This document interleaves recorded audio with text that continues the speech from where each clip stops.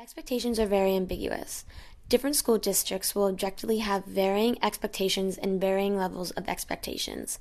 To be able to achieve, one has to have essential resources.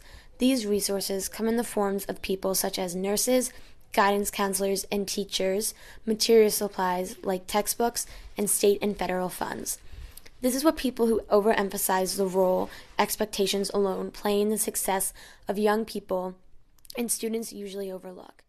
When we talk about Philadelphia schools in particular and struggles of schools that people dub as not having high expectations or students who aren't achieving, we're in a different landscape. And so the word expectations doesn't always mean the same thing that it means when you and I are talking about it, for example, or when a teacher talks about it with students. I think the communities need to be improved in a lot of ways. After school programming and before school programming, because there's so many single mothers who can't care for their kids. They have to work these more than one job often to pay the bills. And the expectation is you're going to graduate and you have the opportunity to go to college and that you're going to do well in school. All schools set some level of expectation for their students, with the hope in mind that the students will be able to achieve at that standard. But it is fundamentally impossible for students to do this when they are not given the materials needed to be successful both within their community and school district. Low-income students within impoverished school districts are often the ones who suffer from these issues. These students need extra support and resources to succeed, but are not given them. Expectations are only met and are only made meaningful when the school and community have the resources necessary to achieve them. Expectations are a lot about relationships, about trust. The student must trust that the teacher has their best interests at heart. The understanding of family needs and issues, understanding of where the student is, and a common set of goals. Kids need to know that people expect them to do well, that people don't think just because you live in a poor neighborhood, that people think that you cannot do, that we don't expect them, or people don't expect them to do as well as kids in a more affluent neighborhood. And that we're setting both high expectations, but we're helping them with resources to meet those expectations. Can tailor your education, the education to the particular individual. So, for example, if you have the resources in place to have lower class sizes and more space in a day, you can talk with each individual student over a writing product and figure out where their needs are and meet them. There are two distinct types of expectations: low expectations and high expectations. Expecting the former has never amounted to any history success. The only students who excel in districts with low performance standards are the exception. They are the rare types of children whose brilliance transcends all boundaries of inequity. But the majority of these kids who are not held to high standards have a higher tendency towards things like crime and poverty.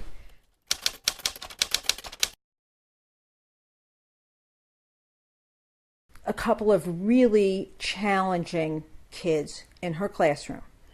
Clearly kids who should have had behavioral modification plans, but I can't remember, don't know if they did, but they did not have IAs attached to them. She was solely responsible for them. But the kids were all lining up to go to lunch, and they noticed that there were a couple boys that were acting somewhat oddly. I think they had their coats on, or they were holding their coats and they weren't going somewhere where they needed their coats. But there was something clearly suspicious going on, and one of the adults went over, and it became apparent at some point that one of the boys had a knife. This is a second grader. And it turned out that his plan was to knife the teacher. I think he and another boy were planning to knife the teacher. And not only was he going to knife the teacher, he said he was disappointed that all the schools in Philadelphia were not linked, because he would like to blow up all the schools and kill all the teachers. And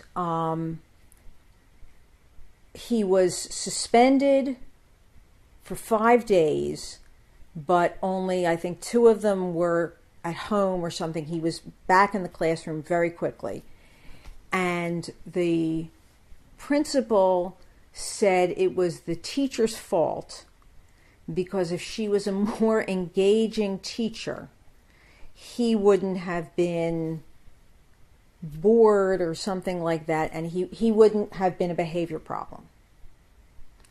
And the teacher, it was a fairly new principal, and the teacher, not surprisingly, wanted the child, did not want to be in the classroom with the child, and the principal supported the parents and the child, and in the end the teacher was basically not allowed to, was told to take a leave of absence, and was subsequently told to find a job somewhere else in the district. So the teacher was not supported by the principal at all, and it was made to be her fault. One statistic claims that 66% of lower performing schools are clustered in or very near neighborhoods with the highest rates of incarceration, where the biggest taxpayer investment in imprisonment is being made. These environments are not good influences on students. One reason for the presence of these low standards is a phenomenon called liberal racism. What happens is that either administrators or politicians, in the interest of being sensitive to the kids' backgrounds, will lower the standards of the school to the degree that they are already being met. The system does benefit the school in that it gives them better statistics on paper, because the majority of the student body is meeting the expectations. The system, however, does an immense disservice to students. The sensitivity to background, even if not originally intended, is basically a form of classism and, to a further extent, racism. Not to say that sensitivity to background is altogether unnecessary, but nonetheless a disadvantage.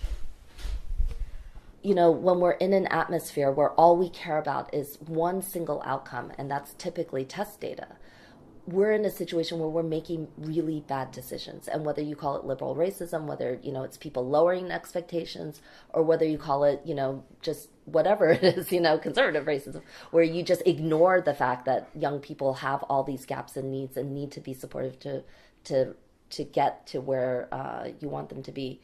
But, you're not providing it to them and saying, well, I'm being fair to you because I'm not giving you anything. I'm just telling you got to meet the same standard as everybody else. Either way, we have to be extremely thoughtful that when we talk about expectations, when we talk about standards, we're talking about young people. We're talking about people who are trying to grow, people who are going to make mistakes, people who are going to, we want to be really thoughtful about what we're trying to do. And I don't think right now we're at all thoughtful. On the other hand, requiring high expectations has proven to produce more capable individuals, regardless of the environment they are placed in. Many education experts, politicians, and bureaucrats stress the role that high expectations play in increasing the levels of student performance. The problem is, having higher expectations alone will not lead to significant student achievement. High expectations must be supported by resources that give students the means to achieve them. The constant cycle of standardized tests that dominate the school year for many students are incredibly detrimental to their learning. This pressure put on kids is both mentally and physically exhausting. Standards should be very flexible. In an ideal educational environment, you don't have one size fits all, and you might be guided by these general principles, but you are willing to meet each individual where they are in their particular life journey and educational journey. To allow for that kind of variability across people. Yeah, I believe that. And the biggest problem that I have with the Common Core is that it's not so much with all the stuff that's within it, although that's definitely a conversation, and I think that's actually a really important conversation to have. But it's the fact that it's never walked itself down to a public school in Philadelphia, or a public school in Detroit, or a public school in Chicago, for example, and then said, well, how are we going to make these standards become real and possible, and not just punitive and outrageous, and feeling really racist and oppressive, frankly. The Common Core demonstrates the problem with big federal standards because if you look at it, and then the one that came before, remember what it was called, Common Core? I can't remember what it replaced now, but there's a whole other version of that. And they spent billions of dollars recodifying what should be taught in various disciplines. And the big problem with that is it's common sense. There's nothing about the Common Core that is controversial when you get down to it. It just, in English, for instance, it makes sense you talk about allegory or you talk about topic sentences, and these are kind of concepts that are in the Common Core standards. So it's really a no-brainer that you would teach those kind of things. And so my problem is they spend enormous sums of money on something that's really ineffective in affecting teaching in the classroom on the front lines of education. that's where it really happens. And so what you need to, where you need to put the resources is not in codifying what should be taught, but educating teachers and reducing class sizes and spending money in that area. Children who perform poorly are punished with useless remediation classes and harsh verbal abuse from both teachers and administration. Valuable class time that could be spent helping struggling kids catch up to grade level is now wasted on teaching to the test. The pressure that increased expectations put on schools does not only fall on students. Teachers are also desperately striving to reach the increased standards they are supposed to help their students achieve. The rigorous standardized tests required by both state and federal governments have left urban teachers scrambling to catch up with their suburban counterparts, but with much less resources supporting them. Since the definition of public school is that everyone is let in, the blame for poor performance falls mostly on teachers. Nowadays, teachers are seen as more responsible for their students' success, or more importantly, their students' failings, than ever before. There is no denying the massive funding gap between inner-city and suburban schools. Typically, inner-city schools are located in low-income communities. Although people hope that a family's lack of wealth will not damage a child's education, it does. Many urban schools are made up of mostly impoverished families, shown by the fact that 64% of students receive free or reduced price lunches. In Philadelphia, budget cuts and the end of the funding formula have left the school district $748 million short of the needed funds. When Mayor Nutter asked Pennsylvania for $130 million in additional state funding, Corbett delivered only $16 million. These budget cuts take a terrible toll on the schools. Young people in poverty often don't, need more than anything access to opportunities. So to us, schools should be a place where opportunities open up, not where opportunities simply reflect the neighborhood in which you live. The kids are really incredibly grateful for any kind of attention that they get in general. Incredibly frustrating because there's a tremendous lack of resources, both in terms of the physical resources available in the school and then the resources available to devote to the kids. Philadelphia schools have lost almost 1/3 of their staff from just even 4 years ago. That is an enormous number of people. We laid off 4,000 or lost 4,000 staff people just last year alone. This isn't just a staff position that you delete off of your books. This is like human beings that you say have a relationship with young people. They're responsible for creating a very human environment. If you strip out people from the equation, then you're going to strip out all the reason for doing anything. Buildings remain in shambles with little possibility of improvement.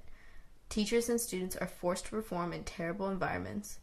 Kids from low-income homes are unable to purchase the necessary supplies for class and therefore are forced to be left out on class activities.